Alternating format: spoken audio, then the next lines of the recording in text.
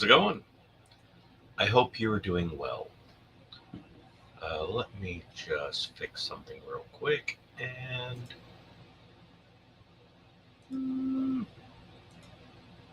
boom. I like that a little bit better. Now, I apologies. I am going to read to you a wonderful, very important satirical article written by Jonathan Swift to point out the obvious before people get deeply offended. There has been a problem with the impoverished and the unachieving members of society since they began societies. And people generally go hyperbolic both ways.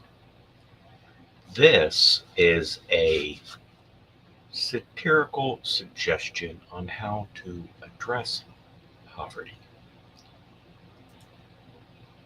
by the talented Dr. Jonathan Swift. It was penned in 1729 and it is titled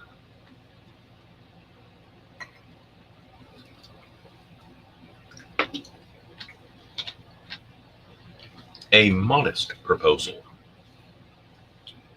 for Preventing the Children of Poor People in Ireland from being a burden on their parents, our country, and for making them beneficial to the public. And I did not mute. It is a melancholy object to those who walk through this great town or travel in this great country when they see the streets, the roads, and cabin doors crowded with beggars of the female sex, followed by 3, 4, 6 children all in rags, and importuning every passenger for an alms. These mothers, instead of being able to work for their honest livelihood, are forced to employ all their time in strolling to beg sustenance for their helpless children, who, as they grow up, either turn to thieves for want of work or leave their dear native country to fight for the pretender in Spain, or they sell themselves to the Barbadians. You know, the ones in Barbados.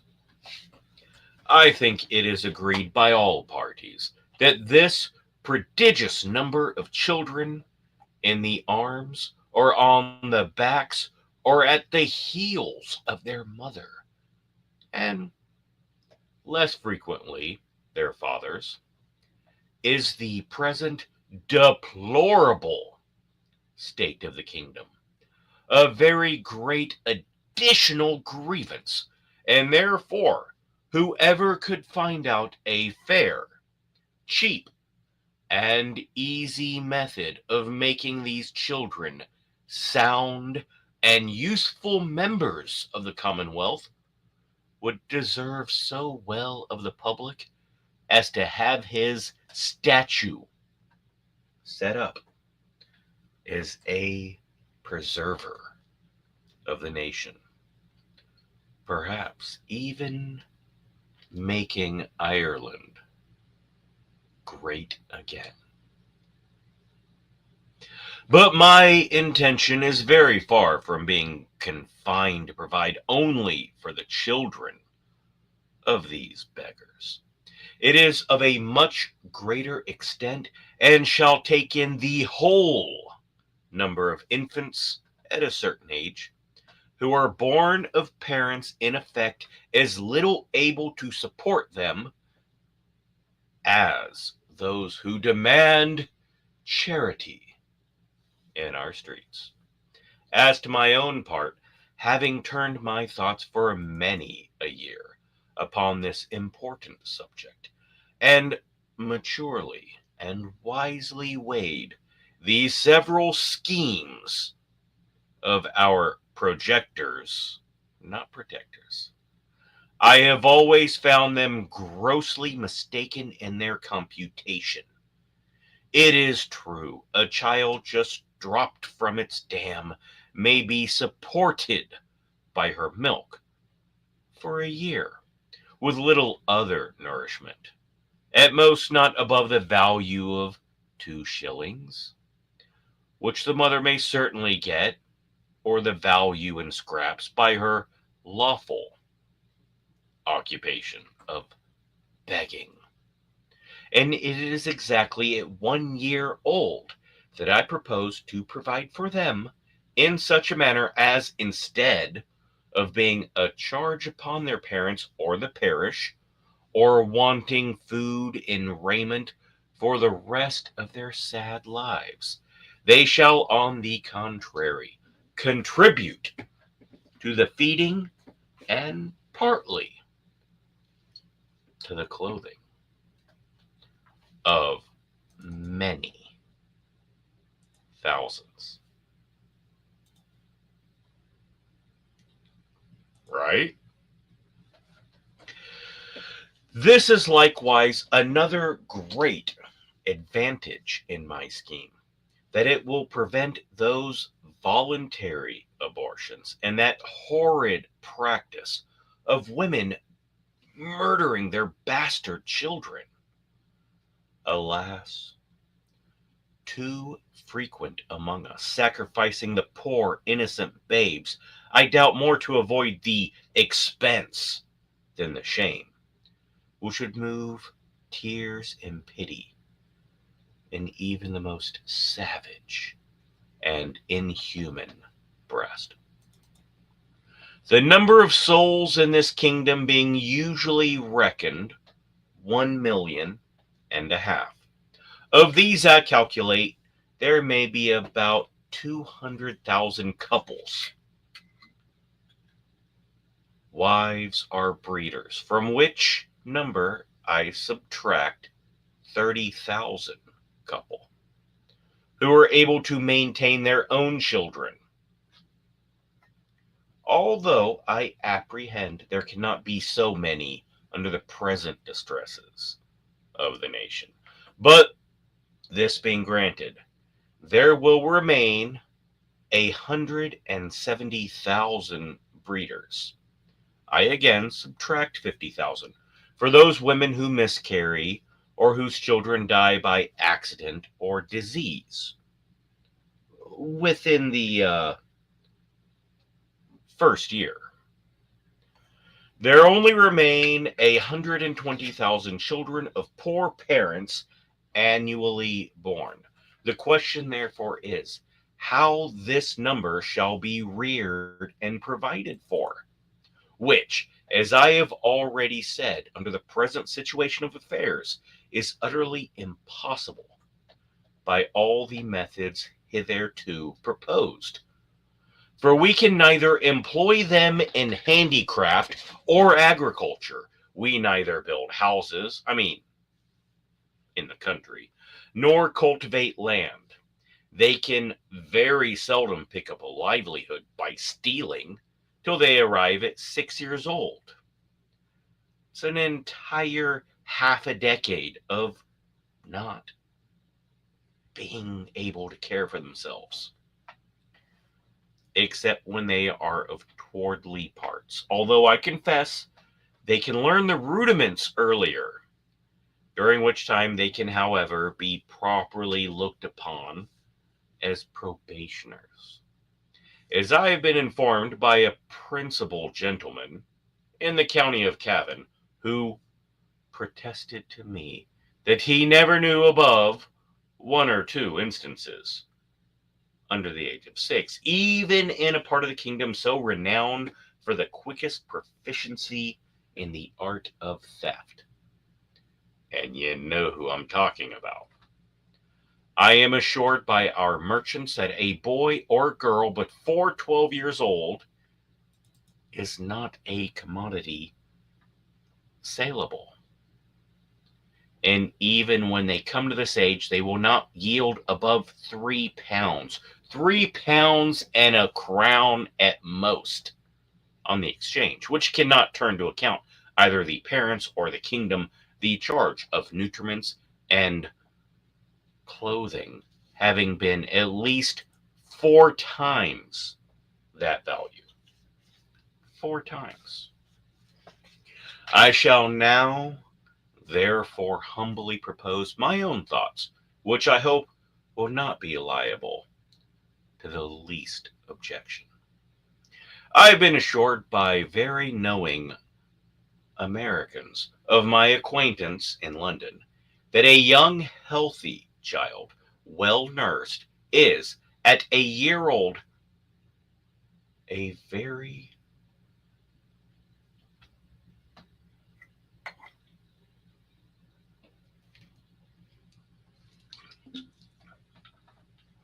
delicious, nourishing, and wholesome food. Yes, whether stewed, roasted, baked, boiled, I make no doubt that it will equally serve in a fricassee. Yes.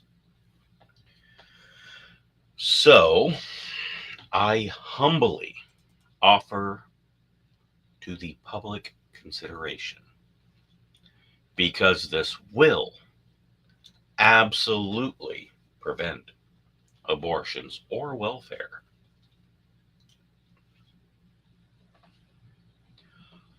Of the 120,000 children already computed, 20,000 may be reserved for breeding, whereof only 1/4 part to be males. Obviously, mathematics matters, which is more than we allow for sheep, more than cattle, and way more than swine. My reason is that these children are seldom the fruits of marriage, a circumstance not much regarded by our savages.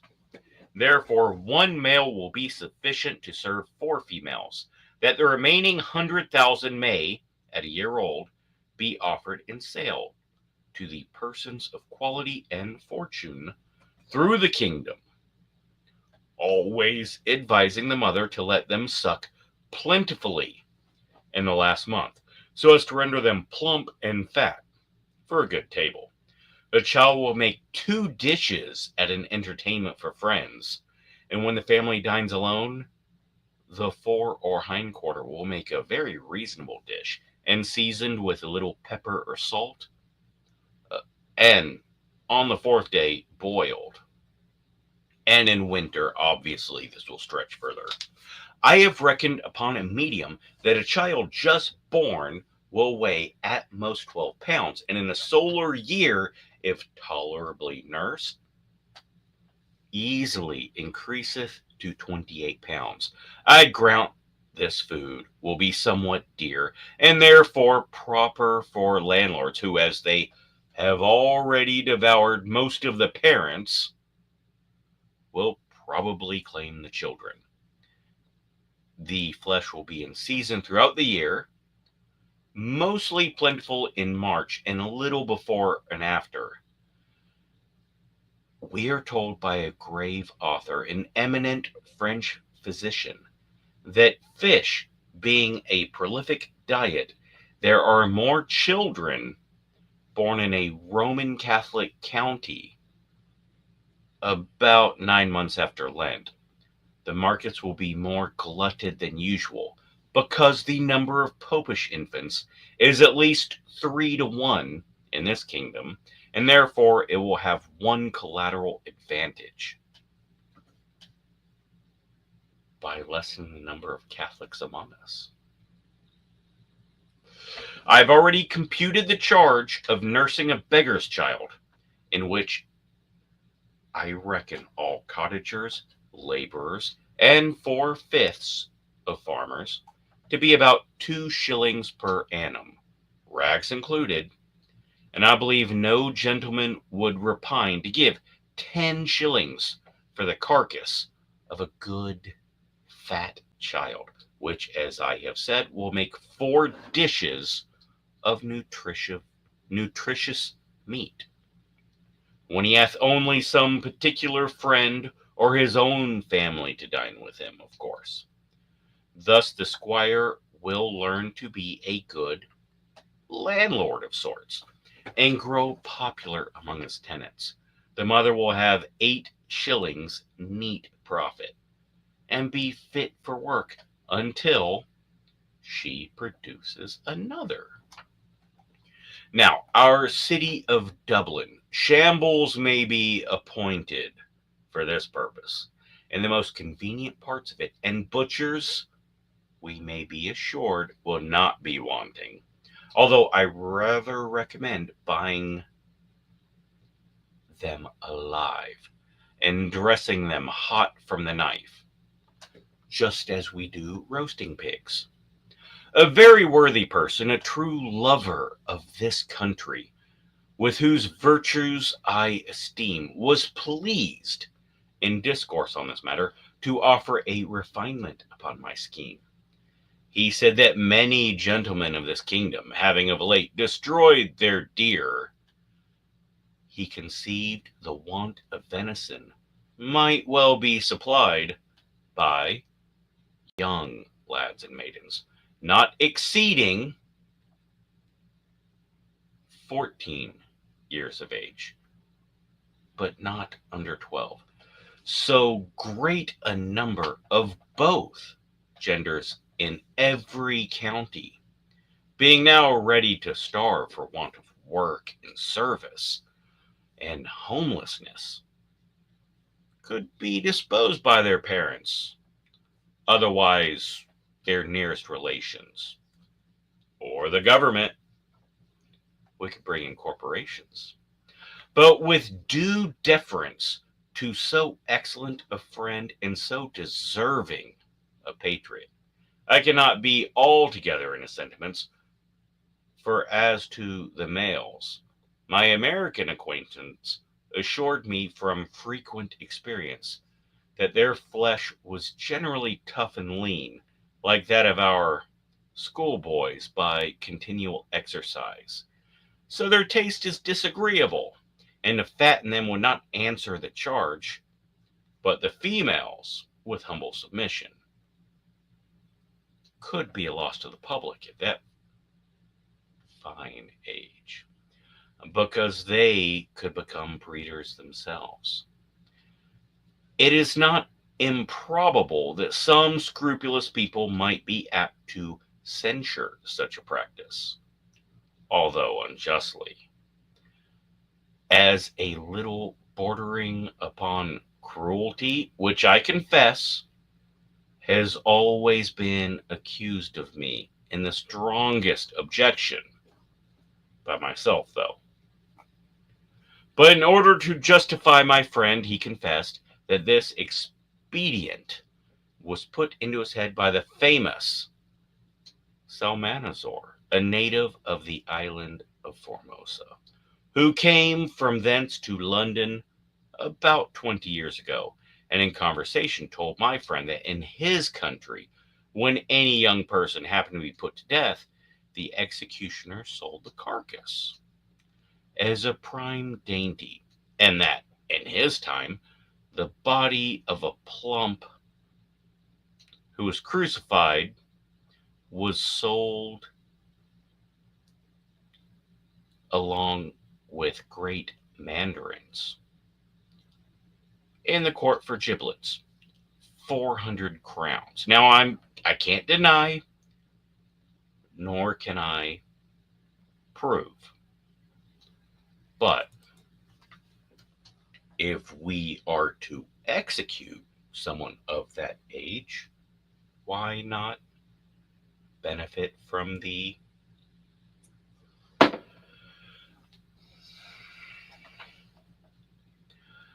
First, if I have already observed, it would greatly lessen the number of Catholics to follow this plan, which we can all agree we are being overrun. They are the principal breeders of the nation, as well as our most dangerous enemies. They stay home on purpose with a design to deliver the kingdom to that pretender, also Catholic. Secondly, the poorer tenants will have something valuable that is actually their own, which by law may be made liable to distress. But to help pay their landlord's rent, their corn and cattle being seized does not help. This is something that does not benefit them. Thirdly, whereas the maintenance of 100,000 children from 2 years old and upwards cannot be computed at less than 10 shillings per annum, the nation's stock will thereby increase £50,000 per year, besides the profit of the new dish not being counted. Introduced to the table of all gentlemen of fortune in the kingdom who have any refinement and taste, and the money will circulate amongst ourselves.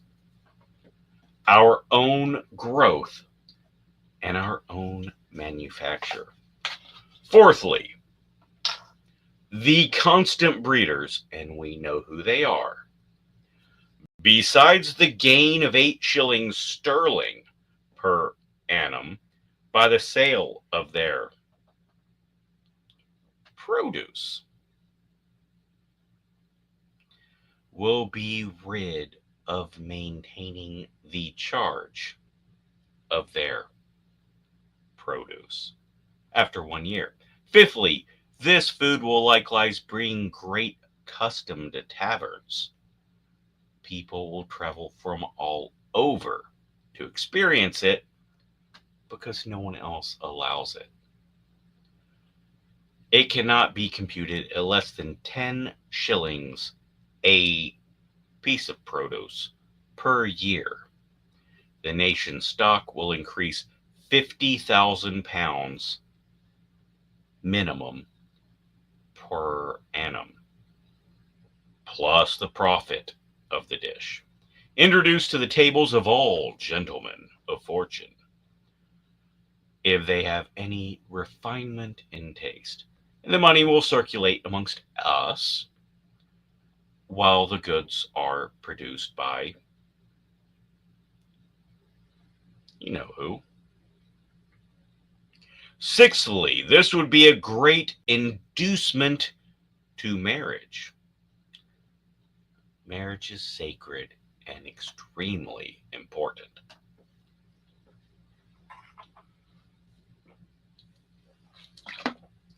All wise nations have either encouraged by rewards, tax breaks, or enforced by laws and penalties the sanctity of marriage.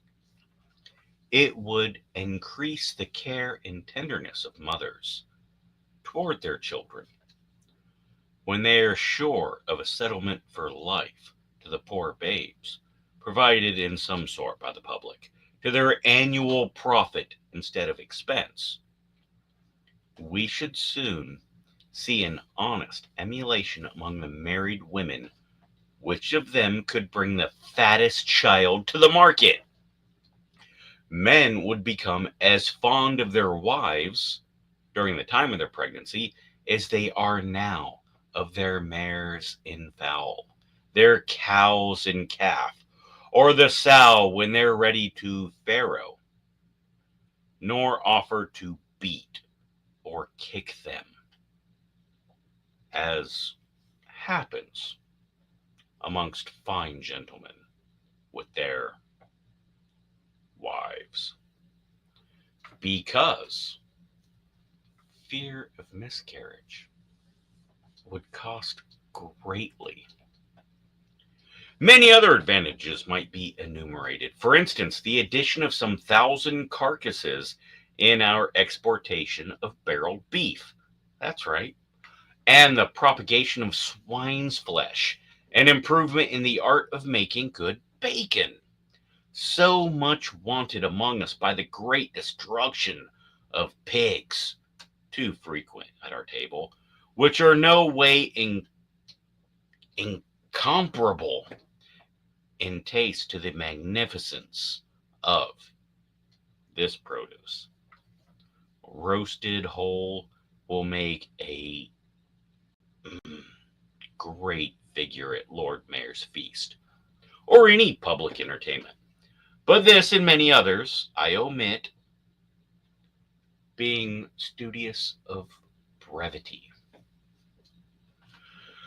Supposing 1,000 families in this city would be constant customers for this produce, besides other who might have it at merry meetings, particularly weddings and christenings.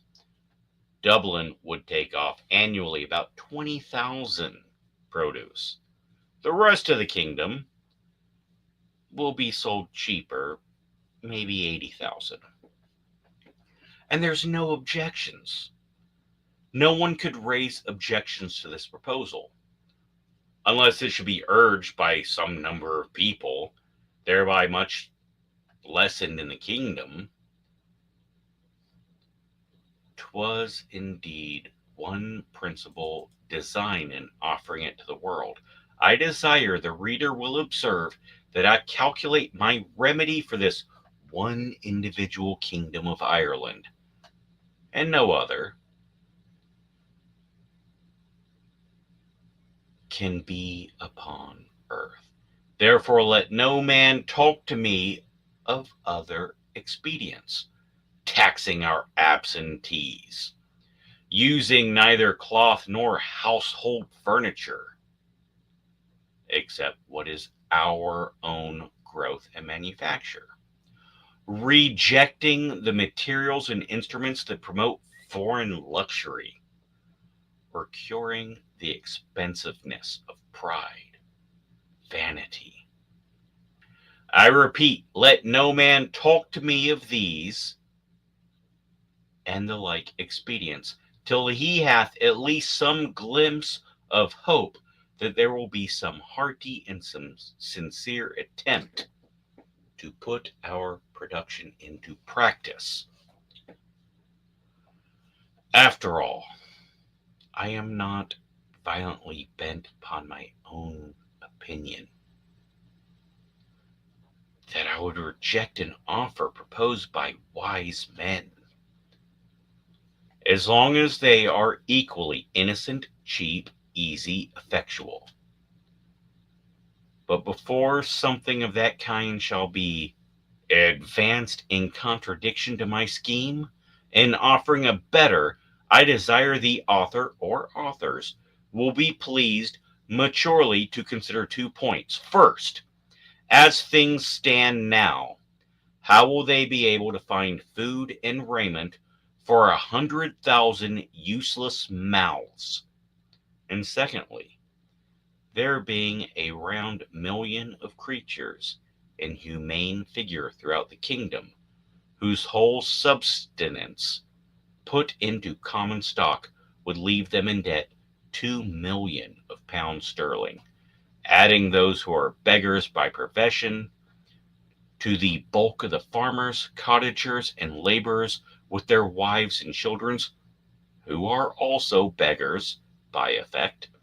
I desire those politicians who dislike my overture, and may perhaps be so bold to attempt an answer, that they will first ask the parents of these mortals whether they would not at this day think it is a great happiness to have been sold for food at a year old in the manner I prescribe, and thereby have avoided this perpetual scene of misfortunes and being sold, as they have since gone through by the oppression of landlords, the impossibility of paying rent without money or trade, or want of common sustenance, with neither house nor clothes to cover them from the inclemencies of the weather, and the most inevitable prospect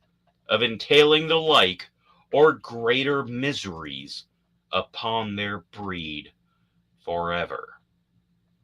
I profess in the sincerity of my heart that I have not the least personal interest in endeavoring to promote this obviously necessary work, having no other motive than the public good of my country, advancing our trade, providing for infants, relieving the poor, and giving some pleasure to the rich.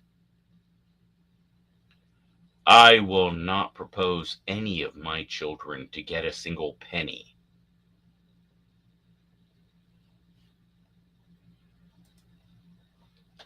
But this is a plan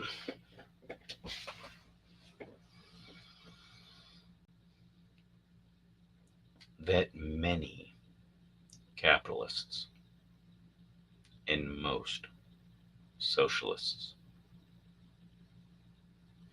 accidentally approve.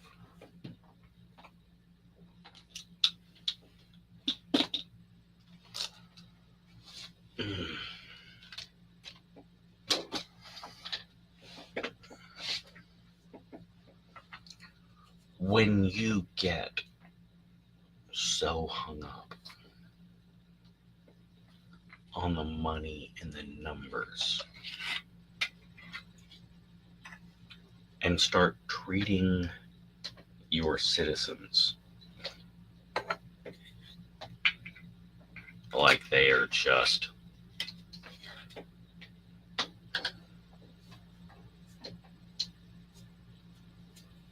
inconveniences,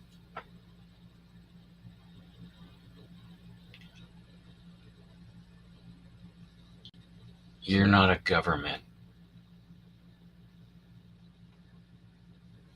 You're an owner of property.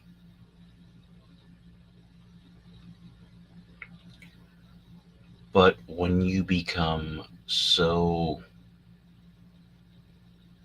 desperate to prove I'm a good person, and you bleed everybody to provide for those that can't provide themselves,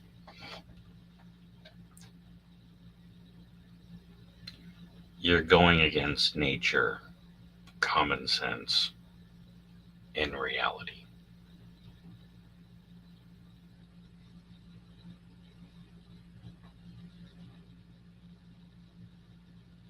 Socialists are good, kind people who ignore reality. And these corporate capitalists are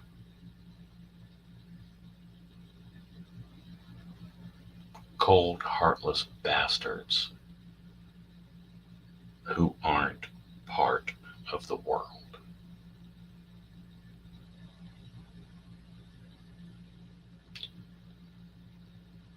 It's good when people from both sides can mellow each other out.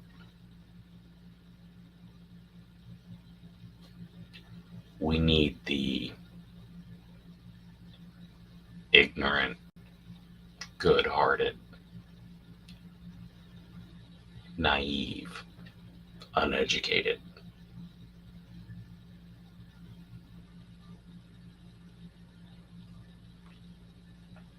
to counter the cold facts, numbers, evil, fucking worthless piece of shits But if you think one or the other is the right way, you're either a cold, heartless piece of shit or a complete fucking moron.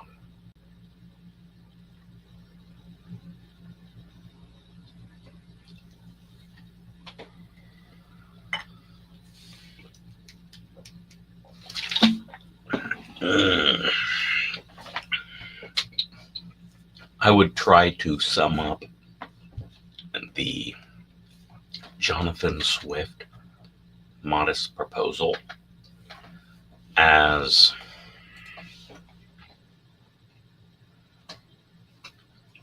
a satire, absolutely shitting on politicians, elites, the robber barons, the landlords, right?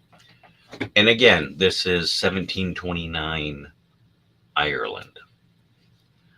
I did change a few words here and there, uh, just to make them more palatable.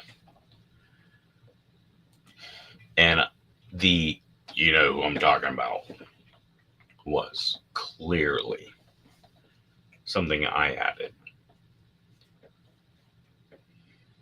It is a juvenile essay by a Protestant Englishman living in Northern Ireland. Um, he's shitting on Catholics. He is shitting on the poor. He is shitting on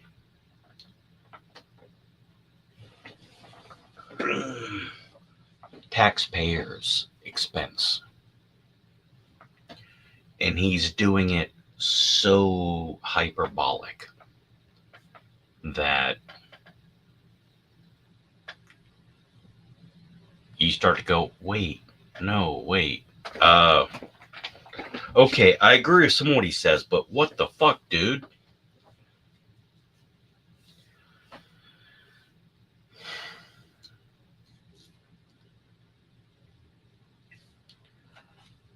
It is one of Swift's most shared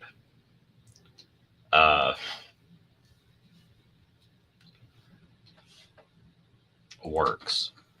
It's also one of his most misunderstood. I have seen quotes of this used by lefties as this is what they want to do on the right. Oh. And I have seen this used by not so many, but let's be fair. Right-wing people generally don't pull from Ireland or Sweden or Norway. Somehow Finland, though. Finland gets used pretty decent. Also, the left likes to use Russia, but they don't say it's from Russia. They used to. They don't now. Let's not forget Bernie Sanders spent his honeymoon in Moscow. And they're like, oh, look, this is what happens when you say abortion's okay.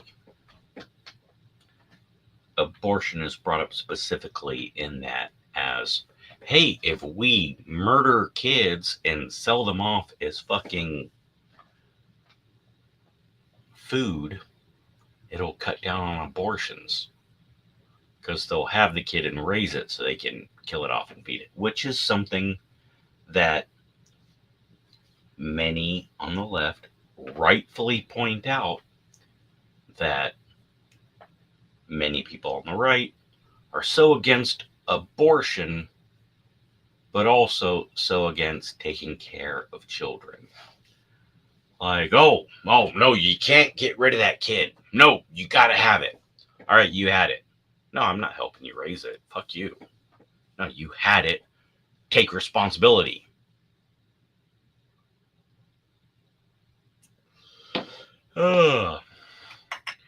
As a pro-life, pro-choice Catholic, I have a very unique perspective of, fuck you.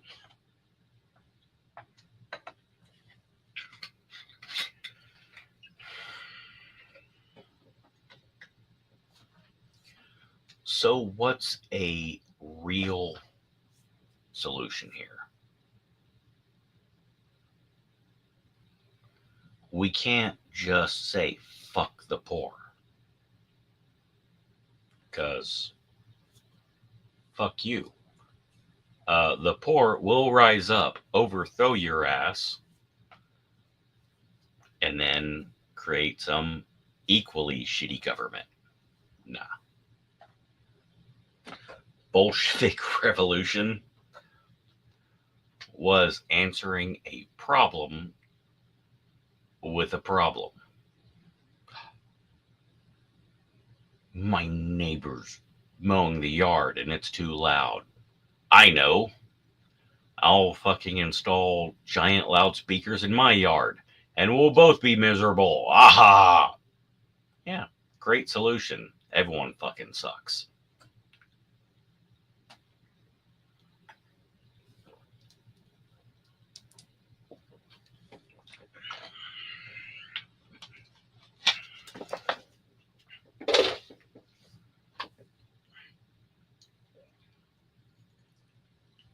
We need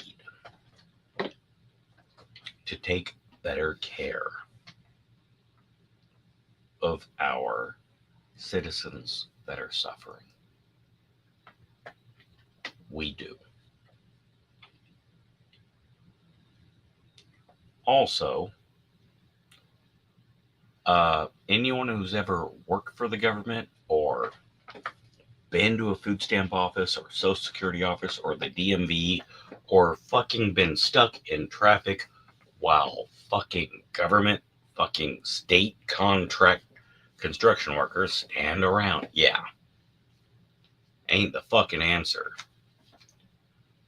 Government fucking here. Food. Yeah, fuck you. Fuck that. Fuck them. But figure it out on your own. No, fuck that too.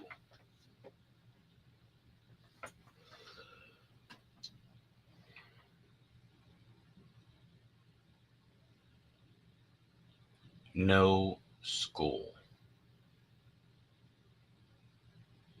should make kids pay to eat. No school should make kids pay for their fucking books.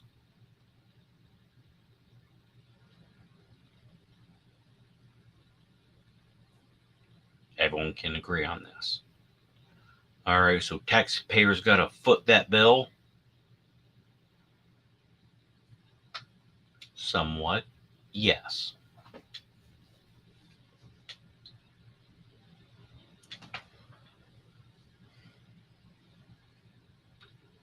If I paid my taxes every year and it went towards feeding kids at school, providing them with books, all right. But when I'm also paying taxes for Universities in Australia, gender affirming care in Pakistan, LGBT groups in the UK. For spider mines out of Minnesota being used to replace the Claymore mine in arms rooms across the country. Look, man, you are bleeding me dry, Mr. Government. Uncle Sam, you're bleeding us dry. And what are you giving us back?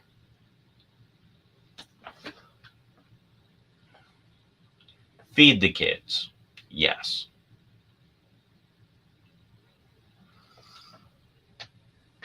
How about we give them job training? How about instead of these giantly massive fucking university bills, how about we offer actual fucking job training? Oh, well, if I want to improve my life, I got to take out 80 grand in student loans to get a fucking degree from a college that is already fucking rich as fuck. No. No. Instead of handing money, let's invest money. Feed the kids? Yes. Yes. Yes. Educate the kids? Yes. Yes. Yes. Job programs?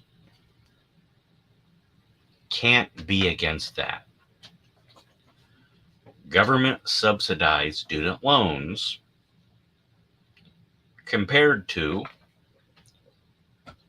government subsidized job training.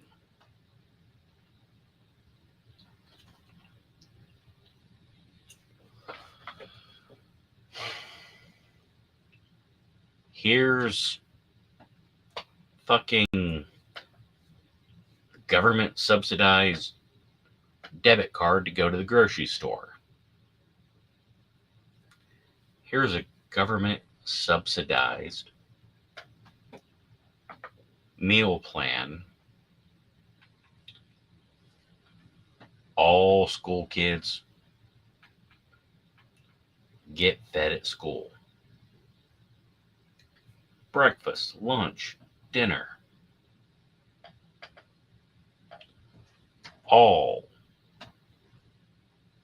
small, local fucking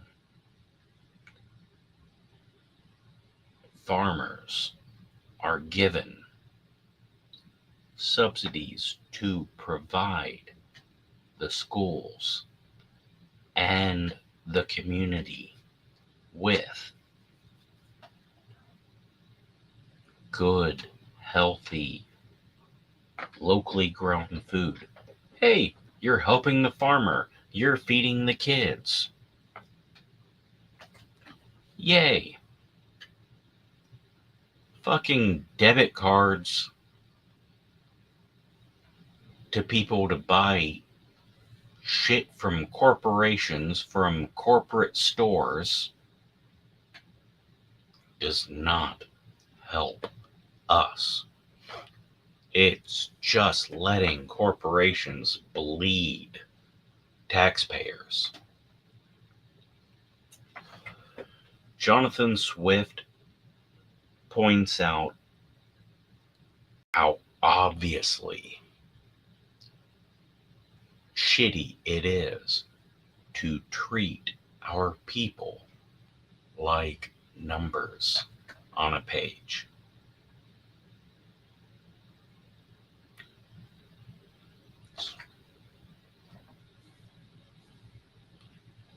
But holy shit balls.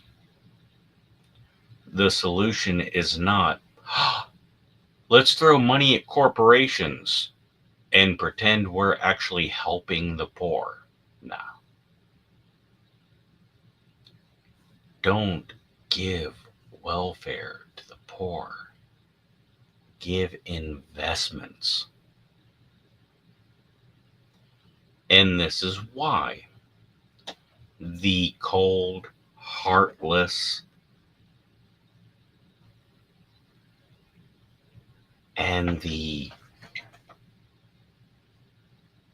ignorant, naive, good people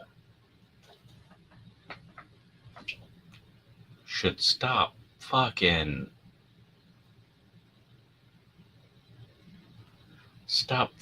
fighting and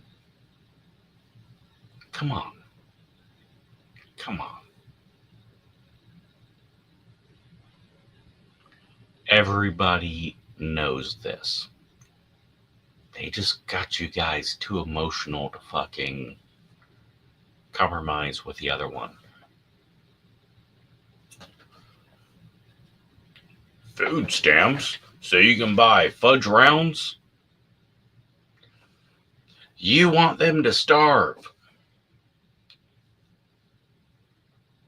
Hey, why don't we subsidize local farmers, local bakery shops, local restaurants? Let's take these small, non corporate, local businesses, build them up so they can provide for our poor and suffering.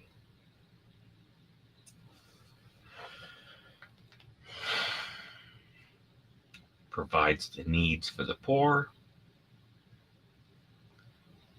doesn't give it to giant corporations, and people bitching about paying taxes to feed kids can fuck off. But those people that are bitching about, well, am I giving all this money to Walmart? They can afford it. See, Walmart's got us. They're saying they don't want to feed the kids. No. They want to feed the kids. They don't want to feed Walmart. They want to help local businesses. They don't want to fucking send money to Frito-Lay.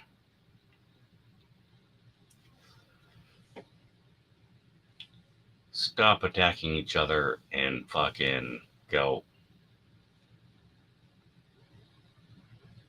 well, how do you want to feed the kids?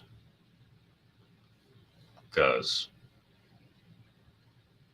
no reasonable person is like, well, I don't want to feed the kids. Nah, see, I got an 85 rule. 85% of people agree on 85% of topics. Like, instead of going, Republicans want kids to starve, Democrats want to fucking steal my money and buy votes from the poor people.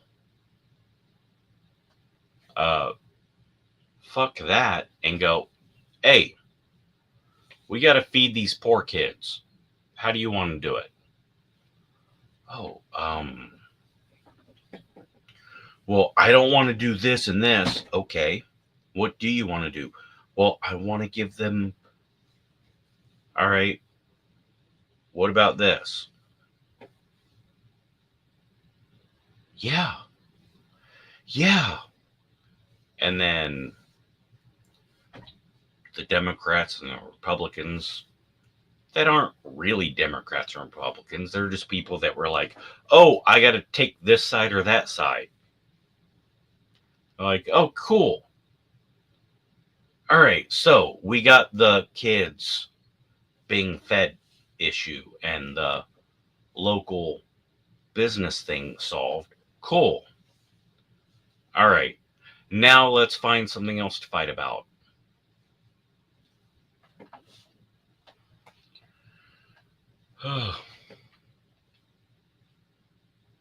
Yep, that's my answer. Got a better answer? Let me know.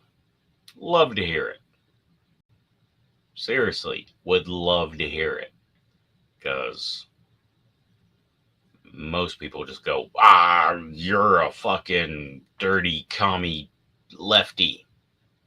Or you're a alt-right fascist Nazi. Cool. So, how do we actually fix problems? And yeah, fuck Joe Biden. And Donald Trump's an asshole.